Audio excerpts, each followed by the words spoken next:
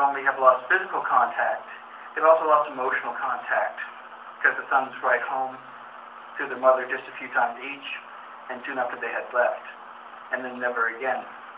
A motif not foreign to literature of the time, nor of life at the time.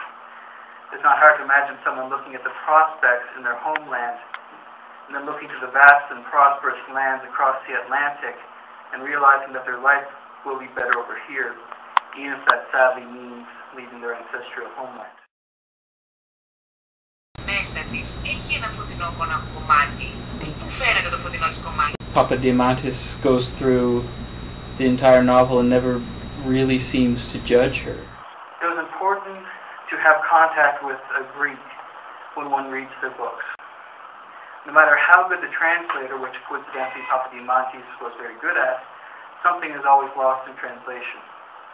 There is always some nuance that is lost, and a native speaker is vital to understanding that. Also, having someone who grew up in the culture of Greece allows one to truly understand what these writers were writing about.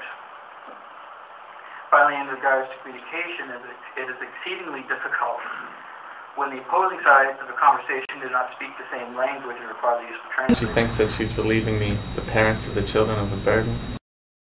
Economic burden of having so many more girls and boys. Her own children out, like she sees the suffering of her own daughter. Έχουμε μια σύγχυση για το τι είναι καλό και τι είναι κακό. Τρομερό. Και έχουμε και την ύπαρξη συγχρόνως. Αυτή η σύγχυση και η ύπαρξη μαζί είναι ο κακός συνδυασμός για να φτάσει ο άνθρωπος γενικά στο κακό.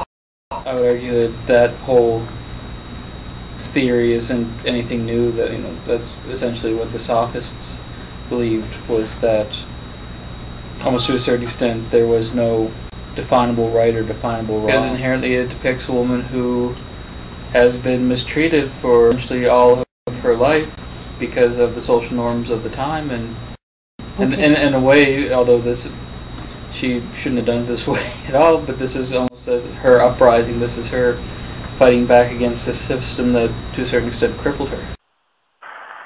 From the most basic form of the word, that of course is physical contact with another human being, to the pain of losing contact with significant others, to losing contact on a more metaphysical level.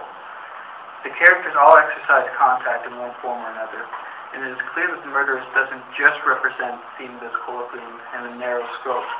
In fact, it embraces all forms of contact between its two covers.